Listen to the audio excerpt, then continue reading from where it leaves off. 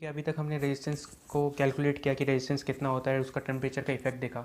अब हमें एक सर्किट बनाना है, तो उसमें हम जब रजिस्टर यूज़ करते हैं तो हमें देखना होता है कि हमें पहचानना होता है कि उस रजिस्टर का रेजिस्टेंस कितना है।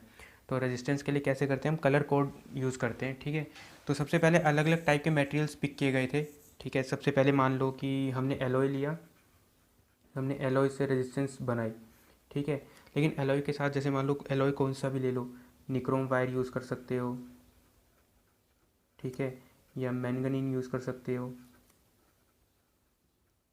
तो हमने इसके रेजिस्टेंसेस बनाए, लेकिन एलॉयज़ के साथ दिक्कत क्या होती है कि एलॉयज़ से बहुत बड़े रेजिस्टेंस नहीं आते। इनका एडवांटेज तो ये होता है, जब हम एक डिवाइस बनाते हैं तो हम ये चाहते हैं कि टेम्परेचर चेंज होने की वजह से उसका रेजिस्टेंस सेम रहे।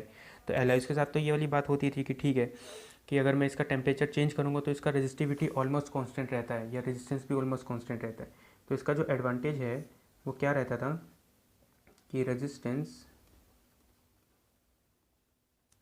And resistivity remains almost constant with change in temperature. कि टेम्परेचर चेंज करो तो रेजिस्टिविटी चेंज नहीं होती। लेकिन एलॉयज़ के साथ प्रॉब्लम क्या आई कि alloys do not have very high resistance, कि ठीक है इससे बहुत ज़्यादा हाई रेजिस्टेंस फाइंड आउट नहीं कर सकते। Alloys do not have very high resistance. ठीक है, तो मीडियम रेजिस्टेंस हम फाइंड आउट कर सकते हैं बहुत, अगर लेकिन किसी सर्किट में हमें बहुत ही हाई रेजिस्टेंस चाहिए होता है तो हम एलॉयज़ यूज़ नहीं कर सकते। तो एलॉयज़ से हटा के हम किसी और मटेरियल पे गए। तो जो दूसरा मटेरियल था हमने कार्बन सिलेक्ट किया।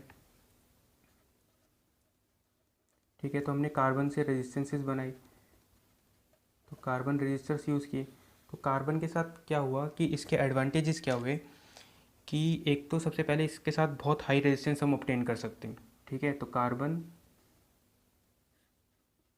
हैज़ वेरी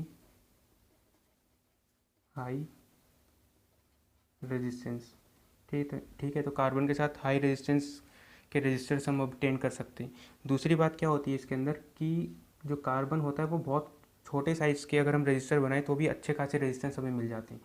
तो these are very small in size, तो they can be use in complex electrical circuit. तो हम क्या कर सकते हैं, so they can be used in complex electrical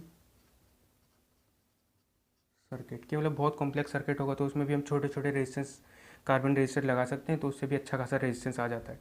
तो ठीक है, हम अब पहचानना सीखते हैं कि रजिस्टर को देख के हमें कैसे पता चलेगा कि उसका कितना रेजिस्टेंस है। तो हम कलर कोडिंग यूज़ करते हैं। ठीक है, तो कार्बन रजिस्टर की हम जब कलर कोडिंग यूज़ करेंगे, कलर कोड फॉर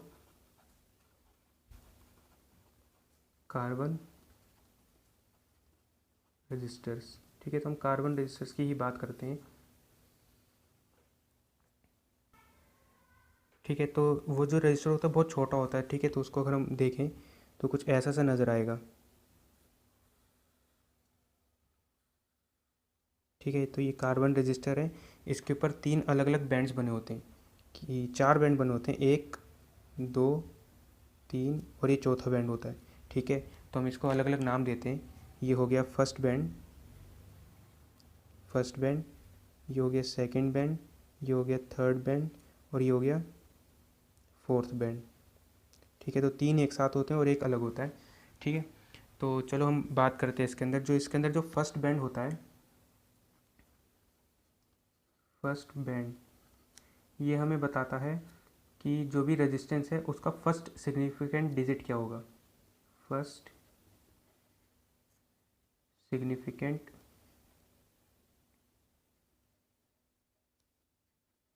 डिजिट। ठीक है, तो चलो हम उसको ऐसा बोल देते हैं कि वो है x। ठीक है, तो जो इसका सेकंड बैंड होगा, सेकंड बैंड इसका सेकंड सिग्निफिकेंट डिजिट बताएगा।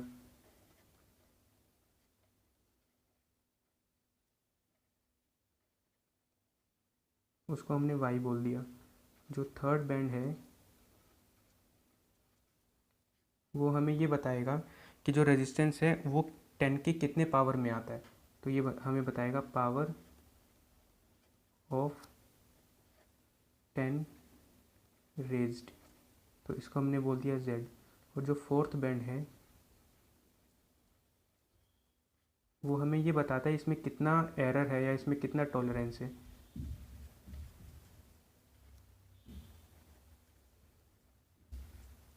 तो वो हमने बोल दिया t। तो ओवरऑल देखो, फर्स्ट बैंड x बताएगा, सेकंड बैंड y बताएगा, थर्ड बैंड z बताएगा, और जो फोर्थ बैंड है वो t बताएगा। तो ओवरऑल जो इसका रेजिस्टेंस लिखा गया, वो रेजिस्टेंस लिखा गया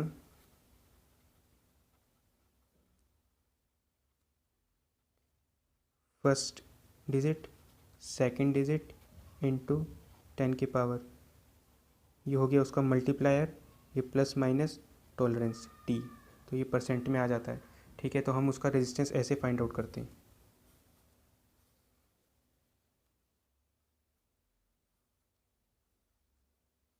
अब ठीक है, अब ये नंबर्स हमें पता लगाना होता है, तो हमने इसके लिए एक टेबल बनाई है।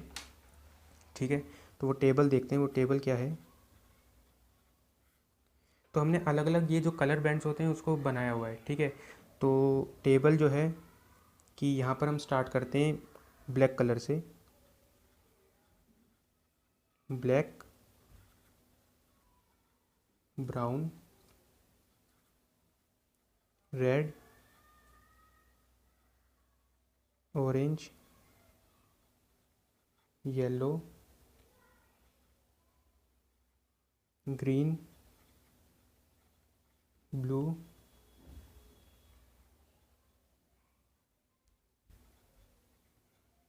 Violet, grey and white. तो ऐसे करके हमने 10 कलर बनाए हैं। ठीक है, तो जो 10 कलर है डिजिट 0 से स्टार्ट करके 9 पे जाएगा।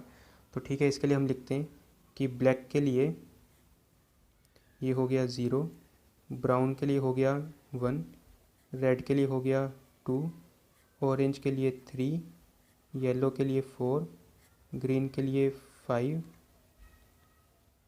ब्लू के लिए 6, वॉयलेट 7, ग्रे 8 और वाइट 9। ठीक है, तो ये जो कलर बैंड्स होते हैं ये ऐसे होते हैं, लेकिन ये जो टेबल है ये फर्स्ट 3 बैंड के लिए यूज़ होती है। तो ठीक है, इसको हमें लिखना चाहिए for first, second and third band. ठीक है, उसके लिए ये वाला टेबल यूज़ होता है। ठीक, फोर्थ बैंड के लिए कौन सा टेबल यूज़ होता है, फोर्थ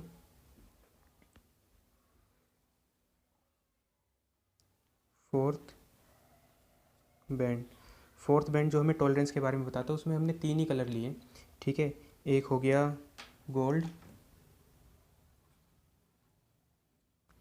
फिर ये हो गया सिल्वर, फिर एक होता है कि अगर जो फोर्थ बैंड है उसको कोई कलर ही नहीं देगा तो उसमें वो ऐसा हो जाएगा नो कलर। ठीक है, तो गोल्ड का जो एरर आता है वो 5%, सिल्वर का हो गया 10% और नो कलर का हो गया 20%। ठीक है, तो चलो इसको हम लिखते हैं। चलो पहले इसका क्वेश्चन करते हैं। जैसे लेट्स से इसमें जो एक क्वेश्चन दिया गया है वो क्या है, इसमें कहा है कि जो colour of bands are given as colour of bands of carbon register is given as, जैसे इसमें कलर कोडिंग मान लेते हैं, इन्होंने दिया है रेड, फिर येलो, फिर हो गया ग्रीन और ये सिल्वर। ठीक है, तो देखो हमें ये क्या वैल्यू बताता है। रेड का मतलब हो गया कि जो ये फर्स्ट बैंड है तो फर्स्ट डिजिट बताएगा, तो इसका मतलब है रेड। एक्स के बारे में बताएगा, तो रेड पे आता है 2, तो ये हो गया 2। ठीक है, जो सेकंड डिजिट है वो वाई के बारे में बताएगा, सेकंड कलर वाई के बारे में बताएगा, येलो हो गया 4। ठीक है, थर्ड ग्रीन, ये जेड के बारे में बताएगा, ये हो गया 5। और जो सिल्वर है इसने कितना बताया, टी टॉलरेंस, ये हो गया 10%। तो अगर हमने ओवरऑल जो इसका रेजिस्टेंस लिखा, रेजिस्टेंस आर, वो हमने कैसे लिखा, x Y into 10⁻Z ± t, तो ये हो गया 2 4 इंटू 10⁻5 ±10%। ये इसका रेजिस्टेंस हो जाएगा। ठीक है, तो रेजिस्टेंस को शो करने का एक और भी तरीका होता है, या तो आप इसको ±10% में लिख सकते हो, परसेंटेज में लिख सकते हो, या इसको ऐसे भी लिख सकते हो। और 10% इसका देखो कितना हो जाएगा, रेजिस्टेंस विल बी 24 इंटू 10⁵। ठीक है, इसका जो 10% हो जाएगा वो हो जाएगा 24 इंटू 10⁴ ओम। तो इसको आप ऐसे भी लिख सकते हो, रेजिस्टेंस विल बी 2.4 ±0.24 इंटू 10⁶ ओम। मतलब इसका रेजिस्टेंस जो है वो 2.4 इंटू 10⁶ ओम है, और उसमें 0.24 इंटू 10⁶ ओम का एरर है। ठीक है, तो हमने एरर भी बता दिया, इसको परसेंटेज के फॉर्म में भी बता दिया, और इसको सिंपल वे में भी लिख दिया। ठीक है, ऐसे करके वो डिफरेंट डिफरेंट कलर कोडिंग दे सकता है, और आपको उससे रेजिस्टेंस फाइंड आउट करना होगा। अब देखो इसको याद करने का एक तरीका होता है। ठीक है, ऐसे तो कलर्स याद नहीं होंगे, तो याद करने का एक तरीका क्या है कि एक स्टेटमेंट है उसको याद रखेंगे तो ये हो जाता है। ठीक है, हमने स्टेटमेंट क्या याद किया, हमने स्टेटमेंट लिखा कि एक इंसान है जिसका नाम है बी रॉय, ये उसका नाम है, B Roy of Great Britain has very good wife wearing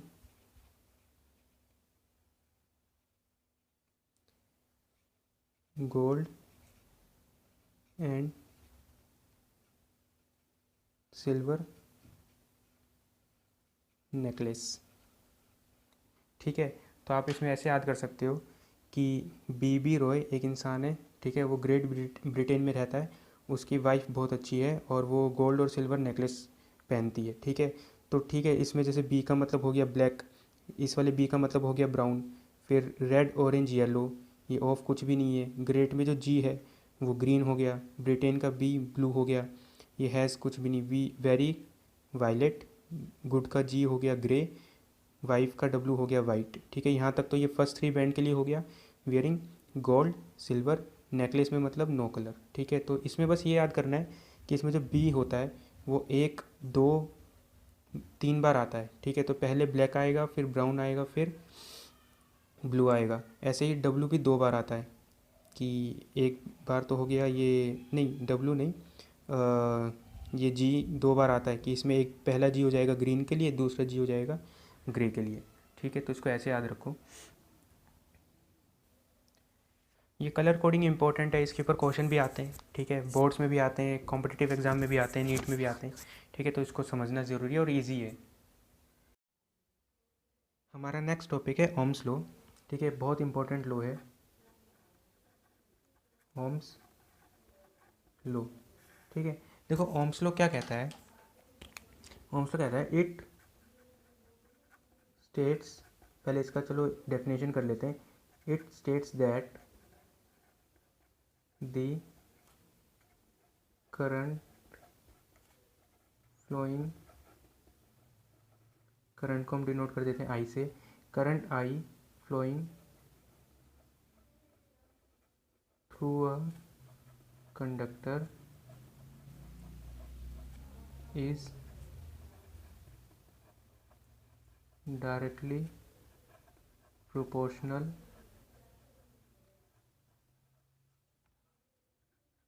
to the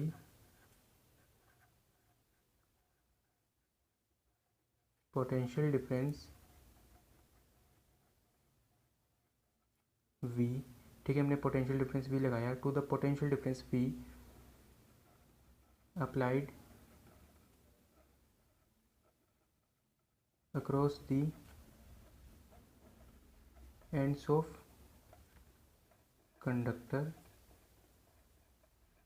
ठीक है, it states that current I flowing through a conductor is directly proportional to the potential difference V applied across the conductor provided, इसके साथ हमें condition भी याद रखनी चाहिए, ठीक है, ये जो लो है ये किस कंडीशन के ऊपर रहता है, provided all other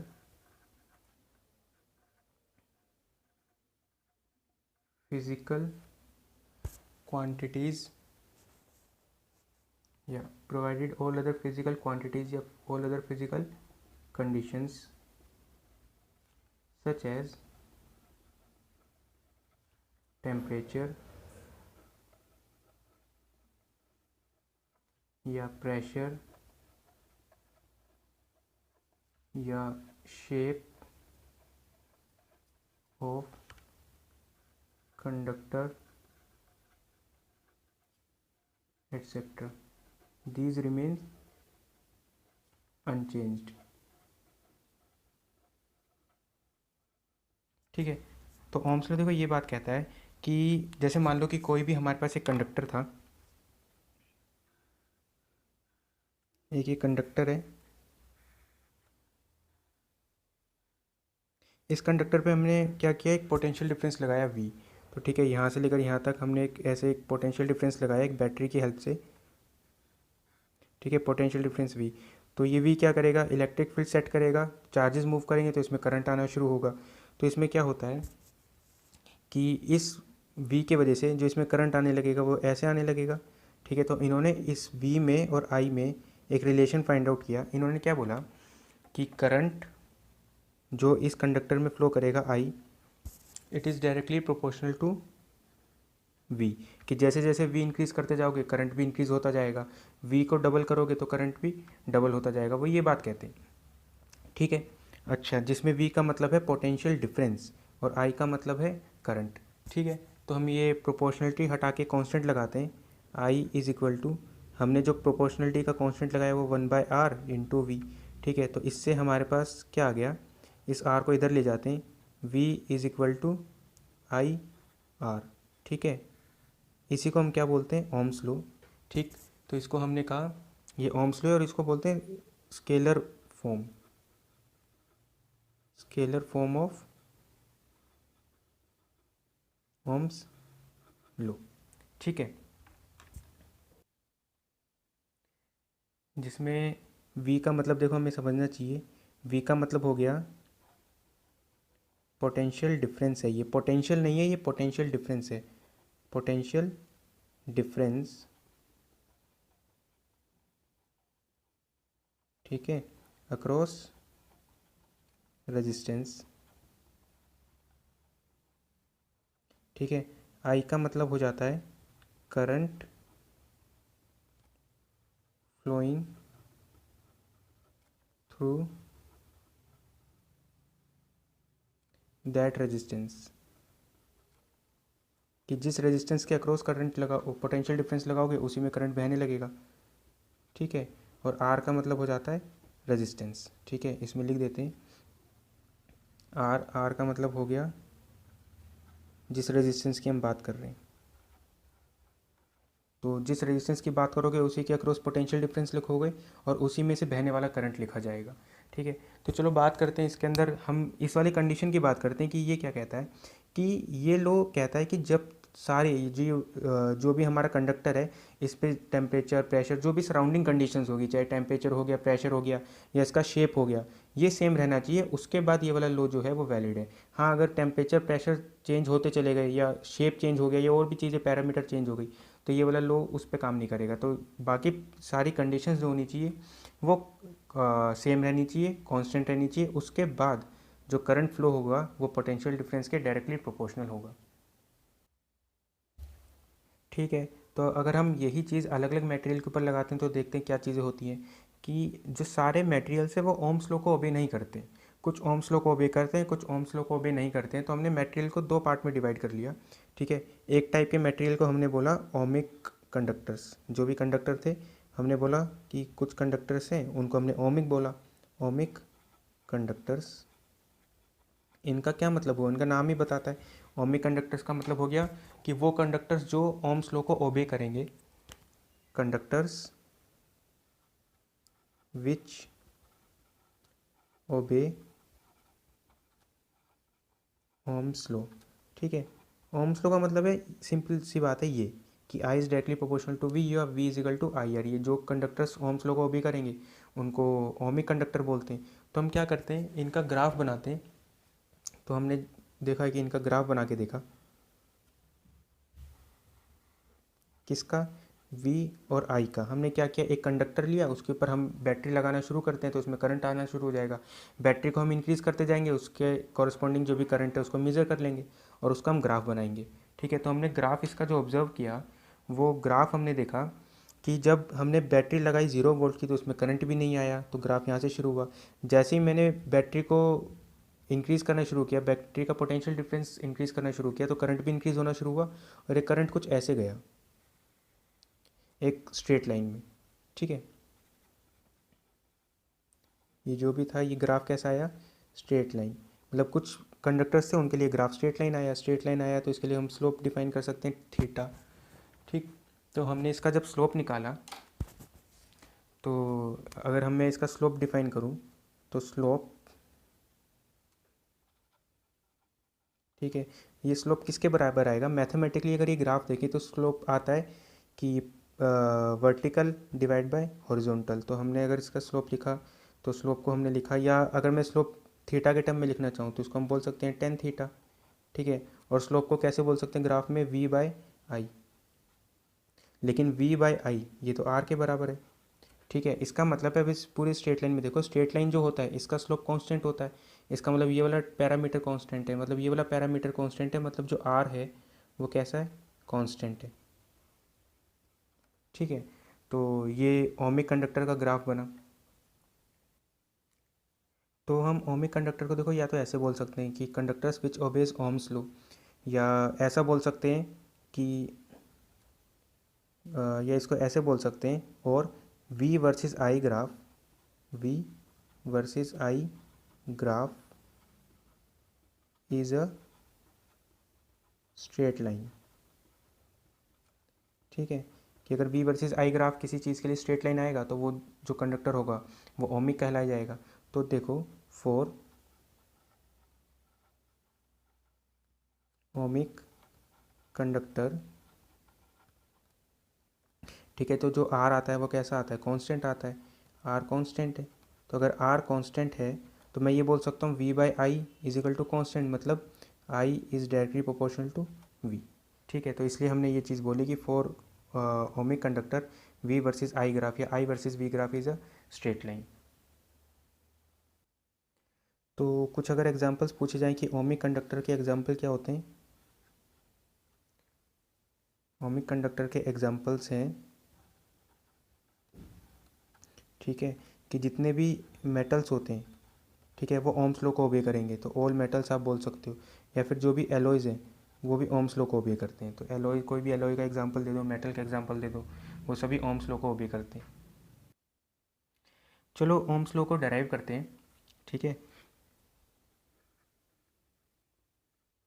derive Ohm's law, कि हम देखते हैं, ठीक है, कि इन कंडीशंस के ऊपर अगर ये वाली जितनी भी कंडीशंस है सब मैं कांस्टेंट कर दूं तो v is directly proportional to I आता है कि नहीं, या फिर v बाई आई कांस्टेंट आता है कि नहीं, ठीक है। तो ओम्स लॉ का डराइव करते हैं, हम शुरुआत करते हैं करंट से, ठीक है। तो हमने बहुत पहले पढ़ा हुआ है कि करंट का फॉर्मूला आता था I is equal to n e A V d, जिसमें हमने सारे पैरामीटर पढ़े थे। इसको number density of free electron बोलते हैं, इसको चार्ज ऑफ इलेक्ट्रॉन बोलते हैं, cross section area of conductor, और ये ड्रिफ्ट वेलोसिटी, ये हो गया करंट। और हमने वी डी का भी एक फॉर्मूला याद किया था, V D is equal to, इसको पोटेंशियल के टर्म में हमने याद किया था, ये होता है E V tau divide by M into L, जिसमें टाउ को बोलते थे एवरेज रिलैक्सेशन टाइम, वी का मतलब पोटेंशियल डिफरेंस जो भी कंडक्टर के अक्रॉस लगाया था, और एल का मतलब लेंथ ऑफ कंडक्टर।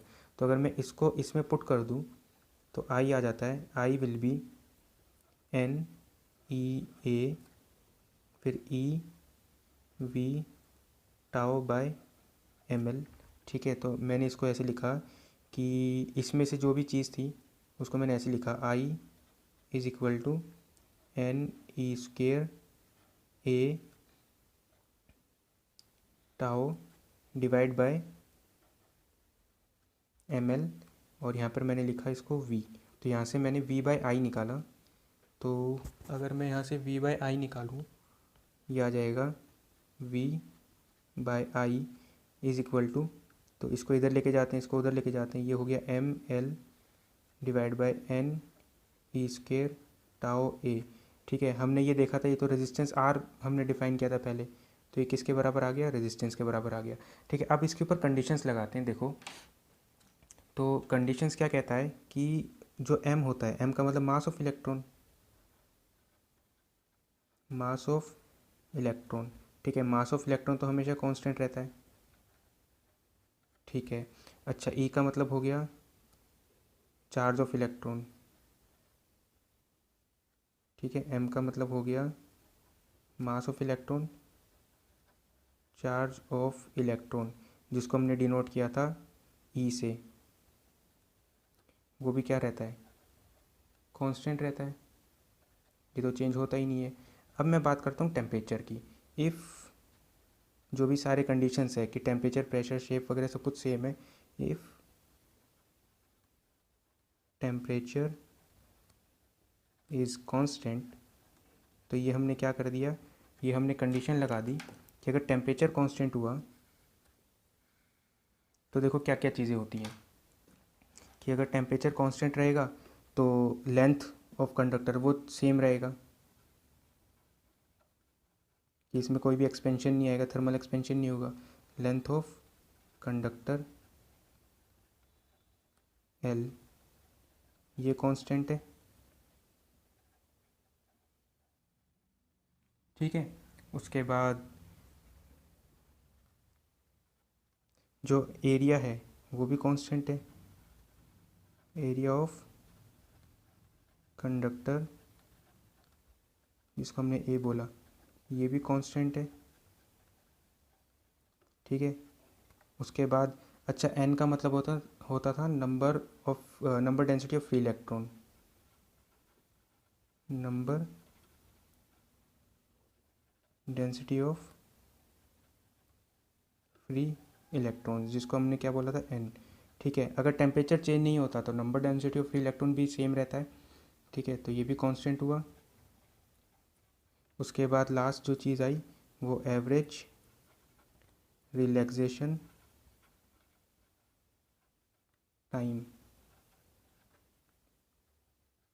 टाउ। ठीक है, अगर टेम्परेचर सेम रहेगा तो एवरेज रिलैक्सेशन टाइम भी कांस्टेंट है। तो मतलब जब हर एक चीज़ कांस्टेंट है, मतलब अगर टेम्परेचर कांस्टेंट है तो सारे पैरामीटर कांस्टेंट है, ये चीज़ वैसे चेंज नहीं हो रही, तो ये जो आर आएगा, ये जो आर आएगा ये भी कैसे रहेगा, ये भी कांस्टेंट हो जाएगा। तो ओम्स लॉ वैलिड हो गया, कि मतलब वी बाई आई क्या रहा, कांस्टेंट आ गया, तो ओम्स लॉ वैलिड है।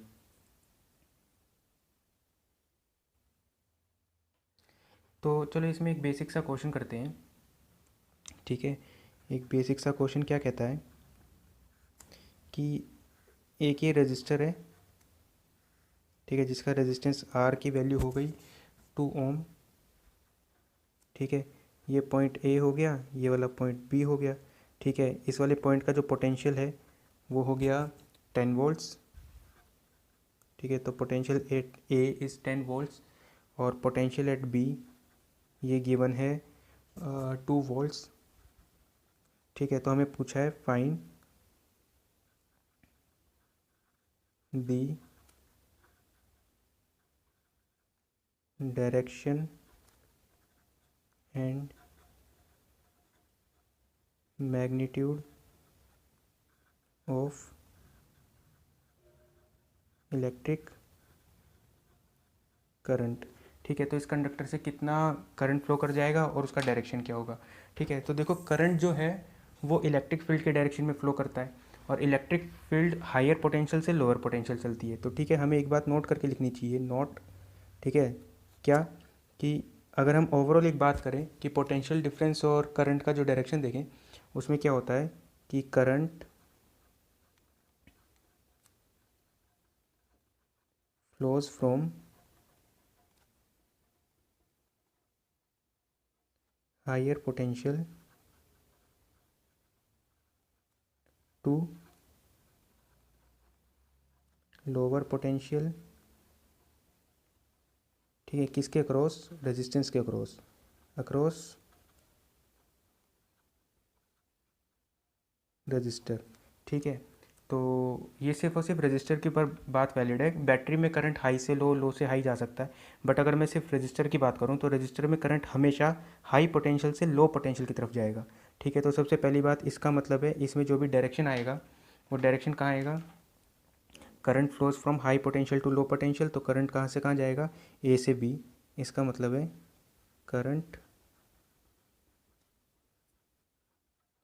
Flows from A to B, ठीक है, करंट ए से बी की तरफ गया, ठीक है, कोई बात नहीं। तो हमने करंट का डायरेक्शन निकाल लिया, तो करंट तो इधर गया और उसका मैग्नीट्यूड हो गया आई। तो करंट कैसे लिखेंगे, I will be V by R, जिसमें वी का मतलब होता है पोटेंशियल डिफरेंस। तो पोटेंशियल डिफरेंस कितना है, 10 - 2 डिवाइड बाई रेजिस्टेंस हो गया 2, तो ये कितना हो गया 8/2, मतलब कितना हो गया 4 एम्पियर, इसका यूनिट होता है एम्पियर, ठीक है। तो सबसे बेसिक क्वेश्चन था, लेकिन ठीक है, इसमें हमने कुछ बात जानी कि जब भी बड़े सर्किट सोल्व करेंगे तो उसमें करंट का डायरेक्शन कैसे सोल्व करेंगे, कैसे दिखाएंगे, हाई पोटेंशियल से लो पोटेंशियल की तरफ, कहाँ पर, रजिस्टर के अक्रॉस। बैटरी में करंट किसी भी डायरेक्शन में हो सकता है। और करंट कैसे लिखते हैं, वी बाई आर, जिसमें वी का मतलब होता है पोटेंशियल डिफरेंस, ना कि पोटेंशियल, ठीक है। इसलिए मैंने यहाँ पे 10 और 2 का एक एग्जाम्पल लिया था, ठीक है। इसमें एक ग्राफ वाला क्वेश्चन ऐसे दिया गया है कि I versus V graph is given for a specific specimen at temperature T1 and T2। तो हमें पता लगाना है कि ये जो भी स्पेसिमेन है ये ओमिक है कि नॉन ओमिक है। तो ठीक है, सबसे पहला क्वेश्चन तो यही है कि ये θ1 डिग्री पे ये T1 टेम्परेचर है, θ2 पे T2, इसके लिए जो भी रेजिस्टेंस है वो R1 है और इसके लिए रेजिस्टेंस R2 है। Since I versus V graph straight line है, I versus V graph is a straight line, ठीक है। मतलब I is directly proportional to V, मतलब ये कैसा होना चाहिए, ये होना चाहिए ओमिक, ठीक है। तो ये ओमिक कंडक्टर है, ठीक है। दूसरी बात, इसके अंदर हमें क्या जज करना है कि T1 हाइयर या कौन सा रेजिस्टेंस ज़्यादा है। तो हम क्या करते हैं, इसका स्लोप निकालते हैं, slope of I versus V. तो मैं अगर इसका स्लोप निकालूं तो वो आता है थीटा के टर्म में निकालेंगे तो वो 10 थीटा आ जाएगा, ठीक है। और वैसे अगर इस ग्राफ का स्लोप देखें तो वो कितना होगा, आई बाई वी। तो आई बाई वी किसके बराबर होगा, 1/r के बराबर। इसका मतलब है कि R is directly proportional to 1/10 theta. अब इसमें क्या गिवन है कि θ1 इज़ ग्रेटर देन θ2। इसका मतलब हो गया tan θ1 is greater than tan θ2। इसका क्या मतलब हो गया, जिसका tan θ ज़्यादा होगा उसका रेजिस्टेंस कम आएगा, मतलब R1 is less than R2, मतलब R1 वाला जो रेजिस्टेंस है वो कम है। अच्छा, तीसरी बात, हम ये जानते हैं किसी भी कंडक्टर के लिए, ठीक है, फॉर कंडक्टर टेम्परेचर अगर इंक्रीज़ करता है इसका मतलब है रेजिस्टेंस भी इंक्रीज़ होता है, आर इंक्रीजेस, ठीक है। तो अगर टेम्परेचर इंक्रीज़ करेगा तो रेजिस्टेंस भी इंक्रीज़ करेगा। तो R2 is greater then R1, इसका क्या मतलब हुआ कि T2 temperature is greater then T1, ठीक है। जैसे ओमिक डिवाइसेस के बारे में हमने बात की या ओमिक कंडक्टर के बारे में बात की, सेकंड टाइप के कंडक्टर्स होते हैं नॉन ओमिक, ठीक है। या मटेरियल की बात करें तो ये हो गया नॉन ओमिक कंडक्टर, ठीक है। तो इनका नाम सजेस्ट करता है कि ये ओम्स लॉ को ओबे नहीं करेंगे, तो दे डू नॉट ओबे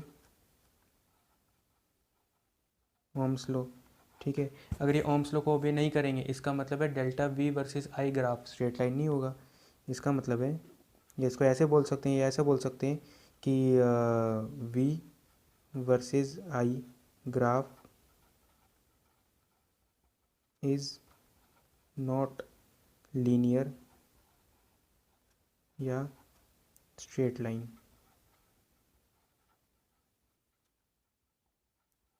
कि वी वर्सेस आई ग्राफ एक स्ट्रेट लाइन नहीं होगा। ठीक है, इसको ऐसे भी बोल सकते हो कि I is not directly proportional to V, कि मतलब आई वी के डायरेक्टली प्रोपोर्शनल नहीं है, ये किसी पावर के प्रोपोर्शनल हो सकता है कि V I is directly proportional to V की पावर हाफ, वी की पावर 3/2, कुछ भी हो सकता है ये। ठीक है, अगर हम इसका भी ग्राफ बनाएं कि ऐसे डिवाइसेस होते हैं कि जो नॉन ओमिक होते हैं, तो अगर हम इसका ग्राफ बनाएं तो इसका ग्राफ कुछ ऐसा होता है कि, ठीक है, ये आई हो गया, ये वी हो गया, तो इसका ग्राफ कैसे भी जा सकता है।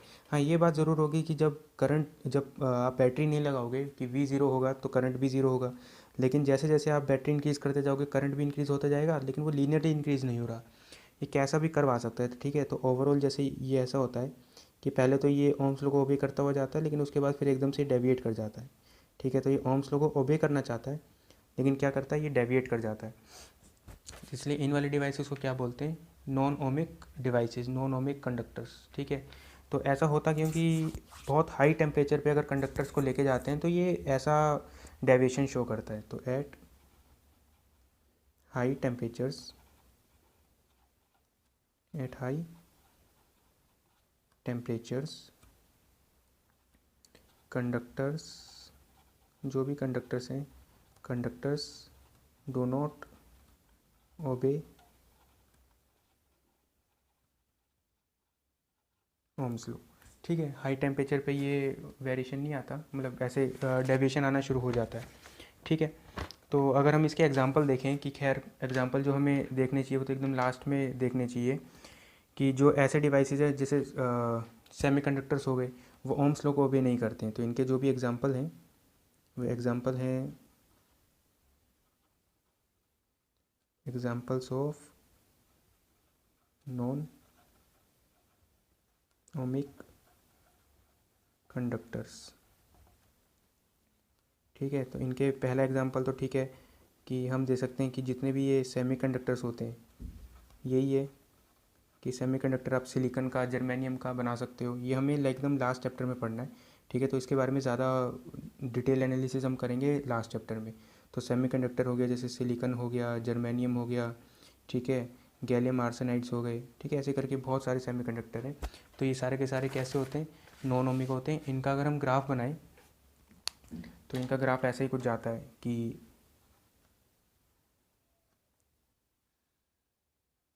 ये हो गया वी, ये हो गया आई। ठीक है, सेमीकंडक्टर के लिए आई वर्सेस वी ग्राफ बनाते हैं। तो ग्राफ कुछ ऐसे जाता है कि शुरू में तो क्या होता है कि आप बैटरी लगाते जाओ तब भी करंट नहीं आएगा। ठीक है, कि बैटरी लगाते चले गए तब भी करंट नहीं आया, तो ऐसे ही बिल्कुल ऐसे गया। उसके बाद एक टाइम के बाद क्या होता है, ये ऐसे करंट आना शुरू हो जाता है। तो मतलब यहाँ से लेकर यहाँ तक देखो ओम्स लॉ वैलिड नहीं हुआ, कि पोटेंशियल हमने लगाया लेकिन तब भी करंट नहीं आया। तो नॉन लीनियर कर्व है, नॉन लीनियर कर्व। ठीक है, तो ये किसके लिए हो गया, फॉर सिलिकॉन के लिए बोल सकते हो, जर्मेनियम के लिए बोल सकते हो। ठीक है, अच्छा, और आर्सेनाइड के लिए भी आप बना सकते हो। ठीक, तो गैलियम आर्सेनाइड के लिए अगर बनाए तो ये होता है आई वर्सेस वी ग्राफ जो आता है, ये ऐसा आना शुरू हो जाता है कि जो कर्व है ये ऐसे जाएगा। ठीक है, पहले ऐसे जाता है, फिर ऐसे डिक्रीज़ करना शुरू हो जाता है, फिर ऐसे इंक्रीज़ करना शुरू हो जाता है। तो ये किसके लिए बनाया, फॉर गैलियम आर्सेनाइड।